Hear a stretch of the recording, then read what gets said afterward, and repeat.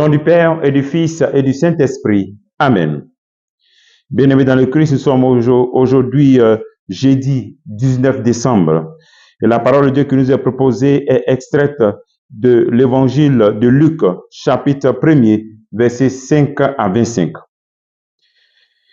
Il y avait au temps du roi Hérode le Grand, roi de Judée, un prêtre du groupe d'Abia, nommé Zacharie. Sa femme aussi était descendante d'Aaron. Elle s'appelait Élisabeth. Ils étaient l'un et l'autre des justes devant Dieu. Ils vivaient tous les commandements et les préceptes du Seigneur de façon irréprochable. Ils n'avaient pas d'enfants, car Élisabeth était stérile. Et de plus, ils étaient l'un et l'autre avancés en âge.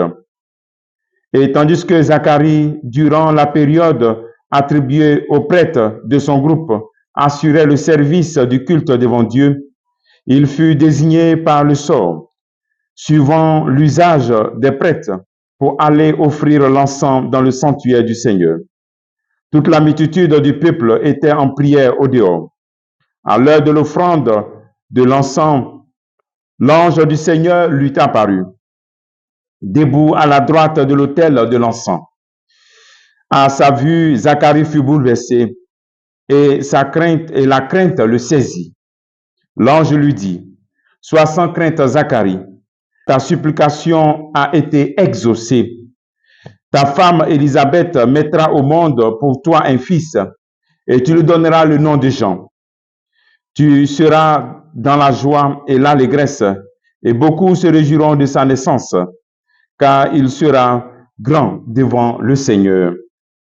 Il ne boira pas de vin ni de boisson forte, et il sera rempli de l'Esprit Saint dès le ventre de sa mère.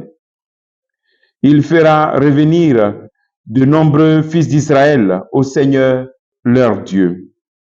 Il marchera devant, en présence du Seigneur, avec l'esprit et la puissance du prophète Élie, pour faire revenir le cœur des pères vers leurs enfants, et ramener les rebelles à la sagesse des justes, et préparer au Seigneur un peuple bien disposé.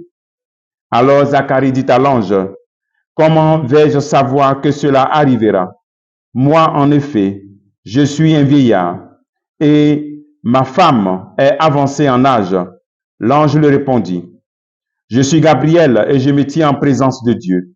J'ai été envoyé pour te parler et à t'annoncer cette bonne nouvelle. Mais voici que tu seras réduit au silence et jusqu'au jour où cela se réalisera, parce que tu n'as pas cru à mes paroles. Celles-ci s'accompliront en leur temps. » Le peuple attendait Zacharie et s'étonnait qu'il s'attarde dans le sanctuaire.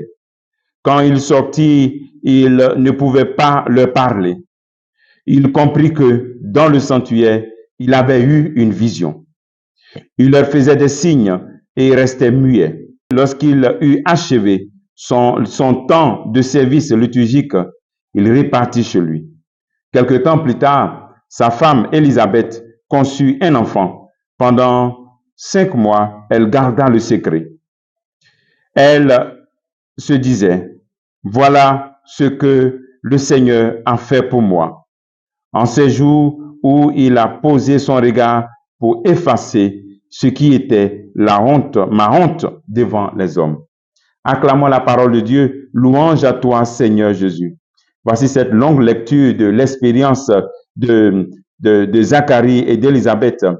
Le premier appel, c'est la description d'Élisabeth et de Zacharie. Ils étaient des hommes justes. Ils suivaient le commandement et les préceptes du Seigneur de façon irréprochable. Et voici que Zacharie manifestait cela en continuant son service au temple.